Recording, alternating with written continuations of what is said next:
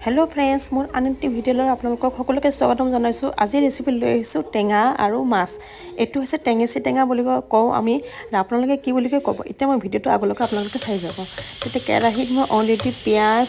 আৰু জলকীয়া মই ফ্ৰাই কৰি লিছো তাত এটা কাটি লোৱা বিলাহীখিনি দি পিলে মই অলপমান ভাজি লৈ আছো মছলা দি পিলে মছলাখিনি অলৰেডি দি দিছো হালধি জলকীয়া গুড়ি ধনিয়া গুড়ি জিৰা গুড়ি আদা নহৰু পেষ্ট গোটেইখিনি দিছো আৰু এইখিনি মিক্স কৰি পিলে মই এই টেঙাখিনি ধুই পিলে মই এই মছলাখিনি ঢালি দি আছো ধুনিয়া কৰি পিলে এই টেঙা দি পিলে মই আজি ফাৰ্স্ট টাইম বনাই আছো ট্ৰাই কৰি আছো কেনেকুৱা হয় নাজানো আপোনালোকে কমেন্ট কৰি জৰুৰ জনাব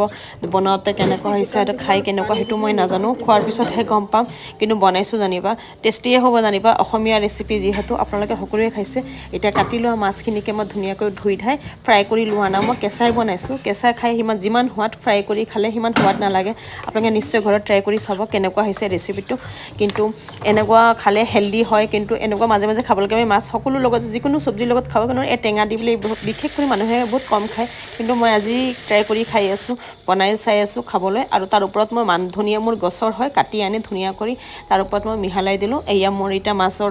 মানে তৰকাৰী মোৰ ৰেডি হল টেঙা দি পেলাই ভিডিওটো ভাল লাগিলে আপোনালোকে আগলৈকে লাইক কমেন্ট শেয়াৰ আৰু ফলো কৰি দিব কিবা ভুল